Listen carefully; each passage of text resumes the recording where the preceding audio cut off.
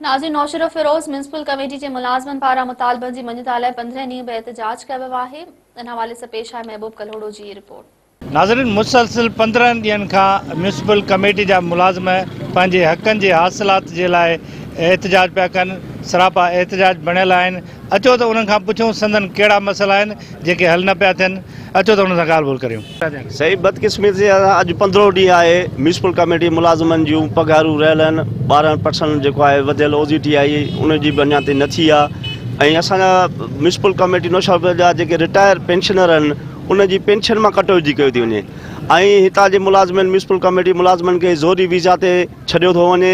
उनखां पोइ उनजी अॻे दफ़े जेको आहे सो ॻाल्हियूं बि थियूं। उन्हनि ॻाल्हियूं करण खां पोइ उन्हनि वाइदा इक़रार कया। अञा ताईं म्यूनिसिपल कमेटी मुलाज़िमनि जा मसइला हल नथा थियनि। असां सिंध गवर्नमेंट वज़ीर आला सिंध सैयद मुराद अली शाह, सेक्रेटरी पंहिंजो बल्दियात ऐं सेक्रेटरी मिनिस्टर बल्दियात जेको नासिर शाह खे अपील कंदासीं त म्यूनिसिपल कमेटी नौशहर फिरोज़ जे मुलाज़िमनि जे मुतालबनि खे जल्द खां जल्द हल कयो वञे।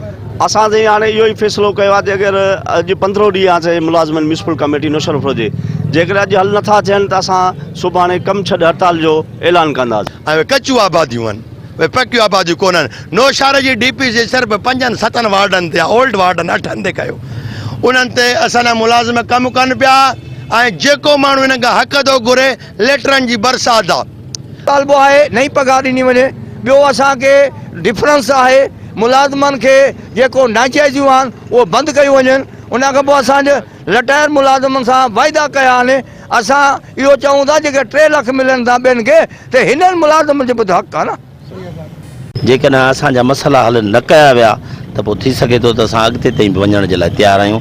महिरबानी करे गुज़ारिश था कयूं चेयरमैन साहब खे, टाउन ऑफिसर साहब जे हथ में कुझु बि न आहे। चेयरमैन मालिक आहे, चेयरमैन जेको चाहींदो उहो थींदो। असां टाउन कमेटी भिरावट जा मुलाज़िम, असांजे रिटायर मुलाज़िम खे 1.5-2 लख रुपया मंथली मिलंदो आहे। हिते 20,000 रुपया मिलंदो आहे। इहो इंसाफ़ आहे। ॾिसो अॼु असां हिते म्यूनिसिपल कमेटी नौशहर फिरोज़ जा मुलाज़िम 15 ॾींहं आहे त पंहिंजे हक़नि जे हासिलात लाइ प्रेस क्लब ते धरणो लॻाए वेठा आहियूं। पर हिन महिल ताईं जेको आहे सो चेयरमैन ऐं म्यूनिसिपल ऑफिसर को बि हिन असांजो जेको आहे सो तदारक न कयो आहे।